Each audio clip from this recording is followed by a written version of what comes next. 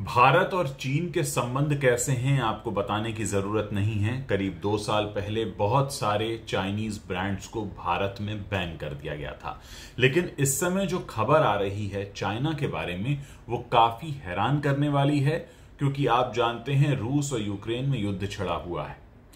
इस सब का फायदा एक चाइनीज कंपनी को हुआ है, क्योंकि उस चाइनीज कंपनी को हमारे रेलवे विभाग ने 39,000 रेलवे के पहियों का ऑर्डर दिया है। जो रिपोर्ट मेरे सामने खुली हुई है उसके मुताबिक इस कंपनी का नाम ताइजैंग इंटरनेशनल लिमिटेड है। ये हांगकांग की कंपनी है, चाइनीज कंपनी है, और ये जो कॉन्ट्रैक्ट इसे दिया गया है वो करीब 170 करोड़ रुपए का है। इसी साल 4 अप्रैल को इस कॉन्ट्रैक्ट को खोला गया और बाद में मई महीने में यानी इसी महीने में इस चाइनीज कंपनी को यह ठेका दे दिया गया है।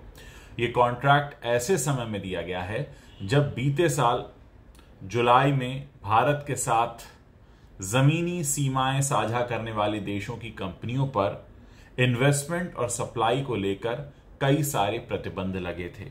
यानी वो देश जिनके साथ हमारी जमीनी सीमा जुड़ी हुई है, जिसमें चाइना भी आता है, पाकिस्तान भी आता है, नेपाल भी आता है, भूटान भी आता है, बांग्लादेश भी आता है, उन पर एक प्रतिबंध लगाया था हमने कि उनको हम इस तरह के इन्वेस्टमेंट अपॉर्चुनिटीज नहीं देंगे, सप्लाई अपॉर्चुनिटीज भी नहीं देंगे। ये प्रतिबंध उस वक्त लगाए गए थे जब चीन के साथ गैलवान घाटी में झड़प हुई थी और उसके बाद तनाव काफी बढ़ गया था। चीन की जिस कंपनी को यह कॉन्ट्रैक्ट इस समय दिया गया है उसे इससे पहले मार्च 2020 में भी कॉन्ट्रैक्ट दिया गया था।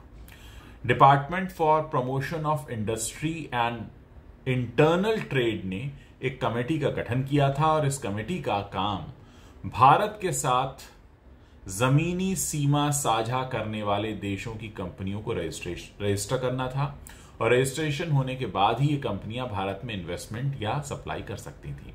चीन की जिस कंपनी को ये कॉन्ट्रैक्ट दिया गया है वो ताइवान हैवी मशीनरी ग्रुप का हिस्सा है, और इस ग्रुप का संबंध 1950 में चीन द्वारा गठित किए गए हैवी मशीन प्लांट से है। कंपनी की वेबसाइट के मुताबिक ये कंपनी चीन की सरकार को बिलोंग करती है। इधर खबरें यह भी आ रही हैं कि भारतीय रेलवे ने पहिए बनाने के लिए स्वदेशी निर्माण पर फोकस करना शुरू कर दिया है। उसने लोकल लेवल पर ट्रेन के पहियों की मैन्युफैक्चरिंग की तैयारी भी शुरू कर दी है। रिपोर्ट के मुताबिक रेलवे के अधिकारी बताते हैं कि देश में व्हील मैन्युफैक्चरिंग इकोसिस्टम डेवलप करने की जरूरत है, और जो स्वदेशी निर्माता कंपनियां हैं वो ऐसी मैन्युफैक्चरिंग फैसिलिटीज के लिए इन्वेस्ट करें और इसमें अपॉर्चुनिटीज देखें, इस बात की भी जरूरत है। इंडियन रेलवे ने साल 2019 में नई दिल्ली, कानपुर, प्रयागराज, वाराणसी रूट पर वंदे भारत एक्सप्रेस की शुरुआत की थी। वंदे भारत एक्सप्रेस एक सेमी हाई स्पीड ट्रेन है और इन्हीं ट्रेन में पहिए लगाने के लिए ये जो ऑर्डर दिया गया है ये चीन की सरकार से जुड़ी कंपनी को दिया गया है। अब आप सोच सकते हैं कि इस समय क्या स्थिति बनी हुई है, किस तरह से दो देशों में चल रहे युद्ध का असर दुनिया के दूसरे हिस्से के दो देशों के बीच के संबंधों और व्यापार और इस तरह के निर्णयों पर पड़ता है।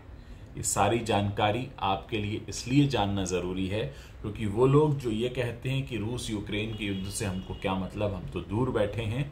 तो मैं बार बार ये बात कहता रहा हूं और एक बार फिर से कहूंगा कि इस दुनिया के किसी भी हिस्से में हो रहा संघर्ष डायरेक्टली और इनडायरेक्टली आपकी जेब पर, आपके जीवन पर और आपकी दुनिया पर असर डालता है।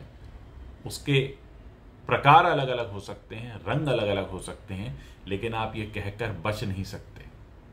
और आज सोचिए कि इंडियन रेलवे ने वंदे भारत ट्रेनों को चलाने वाली जो पहिए हैं उनके बनाने का काम, 39,000 पहियों का काम चाइनीज कंपनी को दे दिया है। 170 करोड़ रुपए का कॉन्ट्रैक्ट है।